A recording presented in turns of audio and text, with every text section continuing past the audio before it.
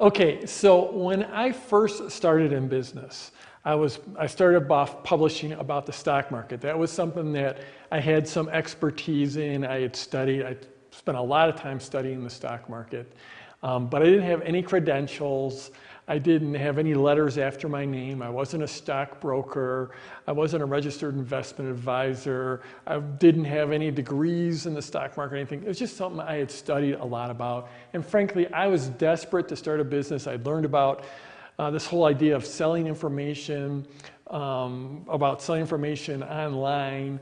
And so I wanted to try it. It was something I knew about. So I started publishing a newsletter.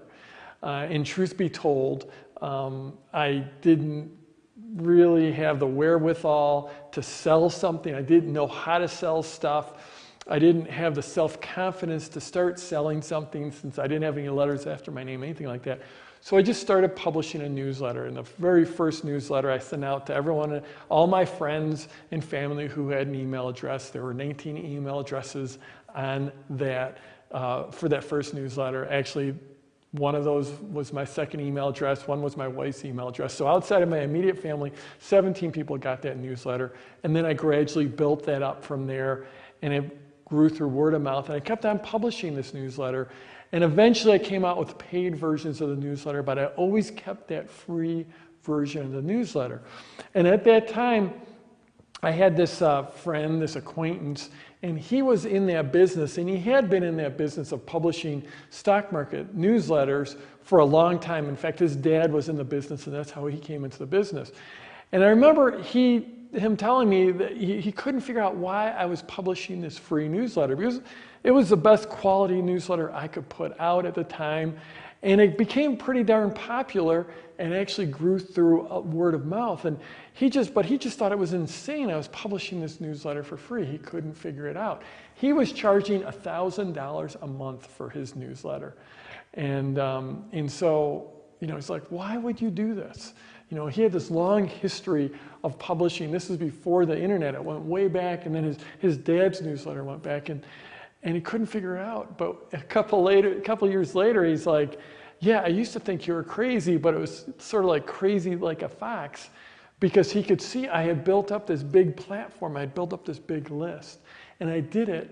And in fact, he came around asking to partner with me to try to get to my expertise. And it was just because of the strategy I had developed. And maybe it's because it was, my business grew up in the online era of giving away good information that eventually led into a sale. And that one strategy has been a big win for me. And it also taught me the real power of strategy, really strategy in your business. Sun Tzu, who wrote The Art of War, I don't know, thousands of years ago, the quote in there I love is, "The battle is always won before you set foot on the battlefield." And that's really product launch formula in one sentence. The battle is always won before you set foot on the battlefield. In other words, strategy is what wins for you. In product launch formula, we give away great content and we build up trust and we build up rapport and relationship with the people that are getting our materials that are on our list. The launch, and it sets up that sale. It's a lot easier to sell when someone trusts you. The launch is all about everything that leads up to the launch. That's the battle that's won before you before someone gets to your sales letter, you've already won the battle because they already trust you. That's really what product launch formula is all about. That's what I did when I started publishing that newsletter. Even though I was giving away this free newsletter, I was setting up the eventual sale. So I put in the effort ahead of time. I used that strategy of thinking further out than just trying to get the money right now. Product launch formula is about setting up that sale, but it's also bigger. It's about making decisions on the long term. That's the mindset I want to get in. As we start module 1, I really want to get this mindset in for you. It's not about making the money right now. It's not about sending that email and instantly how much money we're going to make right now. It's about setting yourself up in a business that's going to last. This one thing will always set you apart because so many other people are making the money today, or their long term is making the money this week. If you just think a little bit longer term and use your launches to, use your pre-launch to build that trust and rapport, and use each launch to build onto the next, then you are going to win. Product launch formula is great because the PLF tactics, they can give you a quick cash infusion. I've done this over and over. I've used it to finish my basement. I've used it as a down payment on a new house. I've used it to pay my tax bill. But long term, it's the strategy that wins. The strategy of sharing great content and creating trust before you ask for the sale. The strategy of getting great results for your clients and your customers. Creating great products based on that feedback you're getting from the market through your launch conversation. It's about putting together great promotions that cause great leverage for you, that bring in a lot of money, but also could bring in a lot of money for your partners.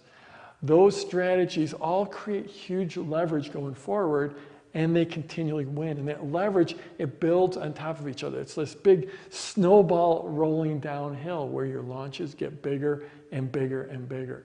So you need to think about, how will this action set up my next action? In other words, what's the purpose of this email? I'm sending this email. It may seem like it's free to send that email to your list, but there's always some cost involved. There's always some cost. Some people are going to unsubscribe, or if they look at your email and it's not impactful or meaningful to them, then maybe they won't open your next email. So there's always some cost involved. So what are you going to get out of that email? What's the purpose of that email, that blog post, that video? What's the purpose of that product? What is the purpose? What's it going to get you now and in the future? I always like to think about things on multiple time frames. I'm sending this email now. What's it going to do for me now, a week from now, a month from now, a year from now? I'm always thinking that. When I'm in a launch, I'm thinking about, what's this launch going to do for my next launch? How is it going to change my relationship with the market, with my prospects, with the people who buy from me, my new customers, with my partners? How's it going to change my positioning? How's it going to set up my next launch and the launch after that? So as you're looking at a launch, as you're considering a product, a promotion, or some angle to take, don't just think about how much money you're going to make. Think about what are your current clients going to think about that? What are your current prospects going to think about that? Think about the people that don't buy from you. What are they going to think? Think about your joint venture partners. What will they think? The people in your market, just observing the whole market, observing who's the expert, who's the guru, who's got the positioning. What are they going to think? I've seen people screw this up over and over. A classic thing is they'll sell a product, they'll sell a bunch of that product, and then 3 months later, they'll give it away for free, or they'll make it a bonus for some other offer. They'll promote someone else and they'll give it away for free. They'll do one of those dollar offers where you can get the product for $1, pay $1, and then we'll put you into continuity, we'll put you into a membership site. Well, how do all those people that bought your product a month ago, that paid you a lot of money for that product a month ago, how are they going to feel when you give that product away for free? So you got to think more, long term. You don't want to just always be thinking about a year from now or whatever. Because you do have to bring in the money. You have to get the money. You have to bring the money now. You have to build the sales now. You have to take care of your partners now. You have to take care of your clients now. But how is it going to set you up? I love to get outdoors, and I love to ski. I love to mountain bike, whitewater kayaking. And in almost any one of those activities, really almost any kind of sport, the further you can extend your horizon, you win. You just absolutely win. You will do better. And what I mean by that is, by extend your horizon, is that if you're skiing, you're going down the slopes, you don't want to be looking 3 feet in front of your skis. Or if you're on a mountain bike, you don't want to be looking 3 feet in front of your front wheel. Or in a kayak, you don't want to be looking just in front of your bow. You want to look further out. You want to be looking not at this next move, but 2 or 3 turns down the path, down the river, down the slope. That's what the true experts do. They're not reacting to whatever rock is in front of them. They're reacting to what's coming in 2 or 3 turns down the path. That's how you that's how you judge an expert. That's what the experts do. That's how you become an expert, by extending your horizon. It's the same way in your business. You don't want to look at just, what am I going to be sending to my people tomorrow? Yeah, you have to get that done. You have to know what you're doing, but you want to extend your horizon. What's this email? How's that going to set up the email next week? And how's it going to set up the video next month? And how's it going to set up the product 2 or 3 products from now? You don't have to want to obsess about this, but The further you extend your horizon, the better you are. The battle is always won before you get on the battlefield. That was true. Sun Tzu said that thousands of years ago, and it's still true. Strategy is what wins in the long run. So, as we go through this module, we're going to dig deep into the core PLF strategies and the tactics. And we're going to put the core pieces, the core ingredients of your launch, of your business in place. And those core ingredients are going to work for all of your launches going forward. You know, they're going to tweak them as you go forward, but this is the hard work that's going to set up all your launches. And in the next video, I've got the #1 cornerstone strategy that makes all of Product Launch Formula work.